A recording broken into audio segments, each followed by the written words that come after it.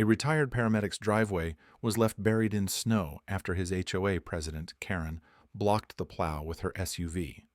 Drunk on fake rules and clipboard authority, she even bragged about enforcing compliance, while a veteran next door missed vital oxygen deliveries.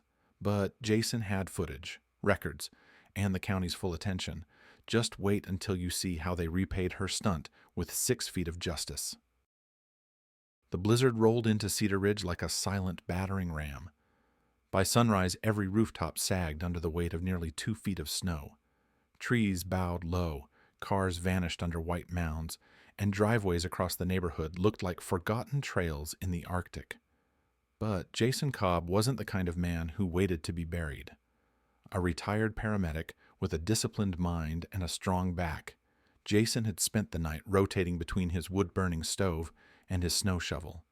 Every 3 hours, like clockwork, he'd cleared his driveway down to the blacktop, knowing the county plows would be by come morning. He had a system. It was efficient, clean, and respectful of the plow crews that worked through the night to keep routes open for people like him, people who cared for others. Jason wasn't just shoveling for himself. He had a responsibility. His home had become a lifeline for his neighbor across the street, Thomas Rourke, a Navy vet who'd lost most of his mobility after a stroke last spring. Jason checked on him daily and had arranged for medical oxygen deliveries every 48 hours. In weather like this, a missed delivery wasn't an inconvenience. It was a risk. But the plow never came. He waited through that first morning, peering out his front window at the unchanged stretch of snowbank beyond his mailbox. Afternoon came and went, still nothing. As darkness returned, the untouched barrier of snow between his driveway and the road felt heavier than the weather itself. By the second day, he was furious, but confused. Every other driveway on the cul-de-sac had been cleared. Even the notoriously neglected corner house, 2 doors down, had a path wide enough to fit a fire truck. Jason's own, by contrast, sat sealed like a frozen tomb, the neatly shoveled asphalt now reburied by wind and more snow. It wasn't until he pulled up the footage from his doorbell cam that the pieces fell into place. There she was, Karen Dietz, HOA president, retired insurance adjuster, collector of garden gnomes and infractions. At 6:43 a.m. on the morning of the storm, Karen had maneuvered her silver Lexus GX sideways across the mouth of Jason's drive. She'd stepped out in boots far too clean for actual snow work and planted herself in front of the approaching plow, clipboard in hand, gesturing, commanding. She didn't live on that side of the street. She had no authority to speak for Jason. But the footage showed the truck slowing, pausing, and then turning away. The realization hit Jason like ice water down his spine. She'd done it on purpose. There was no misunderstanding, no coincidence. She had blocked the snowplow, not with words alone, but with her vehicle, her presence, and her smug belief that she was untouchable. 3 days of cold isolation followed. No medical deliveries, no way to leave, no help from anyone, not even when he emailed the HOA to ask if something had happened with the route. Their response was a link to the bylaw index and a polite reminder about seasonal property obligations. Jason stared at the clip again. Karen pointing toward his house, then toward the plow, nodding firmly. The driver, uncertain, turning his rig slowly down the next street. That moment, frozen in grainy footage, rewrote the storm. This wasn't a blizzard. This was sabotage, and it was just the beginning. Jason didn't like conflict, but he believed in directness, especially when it came to protecting the people who depended on him. So he waited until the storm had passed and approached Karen the moment she stepped out of her garage in her signature down coat and spotless snow boots, as if winter itself didn't dare touch her. She didn't flinch when she saw him. In fact, she smiled. Not the warm smile of a neighbor greeting another after a storm, but a deliberate, too-wide grin that barely reached her eyes.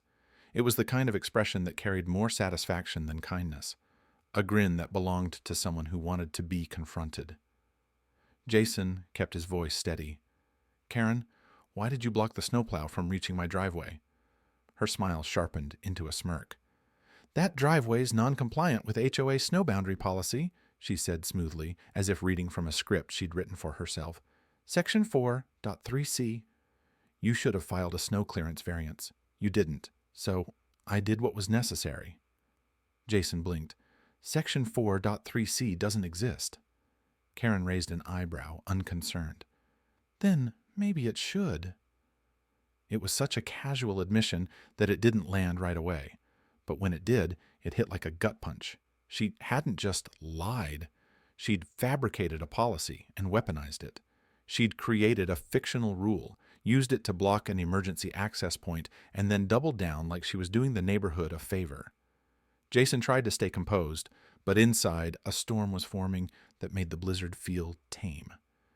"You interfered with emergency medical deliveries. Thomas didn't get his oxygen. My truck still snowed in." Karen shrugged as if he'd mentioned a late package delivery. "We all make sacrifices during storms. You'll manage." There it was, indifference polished into something colder than ice. She wasn't just ignoring what she'd done, she was proud of it. Later that week, the HOA held a scheduled Zoom meeting to discuss seasonal landscaping and post-storm cleanup. Jason logged in, partly to gather his thoughts, partly to see if she would admit to anything in front of the group. She did more than admit. She bragged. "I'm happy to report," she said cheerfully, sipping from a monogrammed mug, "that thanks to early action, I prevented several non-compliant driveways from endangering snow removal operations, mine included. Sometimes you have to act decisively." There was a pause, some awkward nods, a few furrowed brows. No one said what they were thinking, but the silence spoke volumes. Everyone had seen the plows. Everyone knew only Jason's drive had been left buried. And yet, no one wanted to cross her. Not yet. Karen didn't lead with fairness. She led with fear. She wrapped herself in HOA procedure like it was armor, issuing citations for mailbox angles, outdated mulch, and now, apparently, phantom snow rules. Power had become her hobby, and like a child with a magnifying glass, she took pleasure in holding it over those she considered beneath her. Jason returned from the meeting with a dull ache in his chest and a driveway still under siege. He'd done everything right, kept it clear, followed real policies, helped a neighbor in medical need. And still, he was trapped. The cruel part wasn't the snow. It was knowing someone chose to leave him stranded. And the worst part? She enjoyed it. Jason Cobb had spent a lifetime handling emergencies, field triage, disaster coordination, and rapid decision-making under pressure. But this wasn't the kind of emergency he could solve with a medkit. This was calculated obstruction, bureaucratic sabotage. And this time, the damage was personal. But Jason had never been the kind of man to meet petty power plays with shouting matches. He met them with documentation. It began with a formal complaint to the County Road Authority. Not just a frustrated phone call, an airtight report, complete with time-stamped video, annotated screenshots from his doorbell cam, and a detailed timeline showing exactly when and how Karen Dietz had blocked access to his driveway. But he didn't stop there. He submitted a second report, this one to the Office of Emergency Management, flagging HOA interference in access to life-sustaining medical deliveries. In his attached statement, he clearly outlined that a homebound veteran with respiratory issues had missed a critical oxygen delivery due to Karen's actions. Then, with the precision of a surgeon, Jason copied both reports to the county commissioner's office and forwarded the video footage to a local news affiliate that had recently covered delays in storm response services. That might have been enough, but Jason had one more card to play. He dug into his personal archive, dozens of emails from the HOA, screenshots of resident complaints, meeting minutes, and most importantly, a series of HOA bulletins that Karen had personally signed. These notices, dressed up in official-looking headers, instructed snowplow drivers and landscapers to avoid non-compliant properties. Jason had cross-checked them with county guidelines. They weren't just bogus, they were illegal. Karen had been impersonating an authority she didn't possess. She had altered service access routes without a single permit, directive, or legal right to do so. Jason sent the evidence. 2 days later, just as the ice was starting to soften, under a weak winter sun, a convoy of 4 county snowplows rolled into Cedar Ridge. Their blades were lowered before they turned the corner. They weren't here for maintenance. They were here for enforcement. They cleared Jason's drive first, removing the heavy crust of snow and ice that had trapped his truck for nearly a week. The operators worked with a kind of deliberate efficiency, pausing only to confirm details with their supervisor, who stood on the sidewalk with a printed map and a stack of complaint files in hand. Then, under direct orders from the county engineer, they moved across the street, to Karen's property.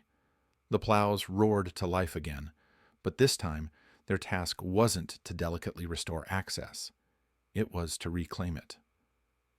The first pass piled snow across her ornamental stone path. The second drove it halfway up her decorative shrubs.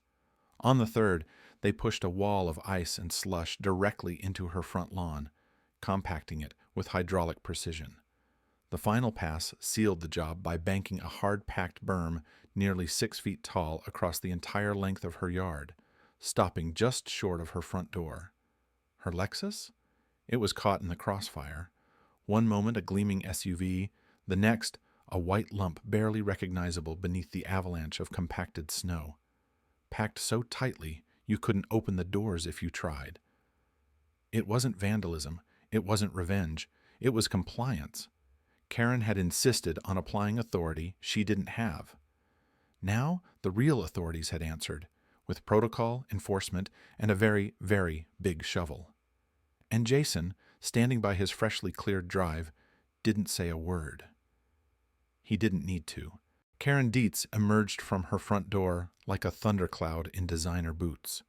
The moment she saw the wall of snow sculpted across her lawn, and her Lexus encased like an artifact in a glacier, she stormed down the walkway, voice already rising. "You can't do this!" she shouted, half slipping as she stepped onto the ice-packed sidewalk. "This is private property. You're going to hear from my attorney." She jabbed a finger at the county workers, demanding names, credentials, explanations, anything to reassert the power she once wielded so freely. But no one flinched. No one even looked rattled. The lead supervisor, a middle-aged woman in a fluorescent jacket and insulated gloves, calmly stepped forward, clipboard in hand. "Miss Dietz," she said, voice flat but firm, "you are being served with a notice of violation for obstruction of public access, interference with emergency services, and unlawful impersonation of a municipal authority." Karen blinked. Her mouth opened slightly, but no words came out. The supervisor continued, unfazed. "Documentation includes video evidence, witness statements, and unauthorized directives bearing your signature. The county has issued a civil fine in the amount of $8,500. You are required to appear in court by the date indicated."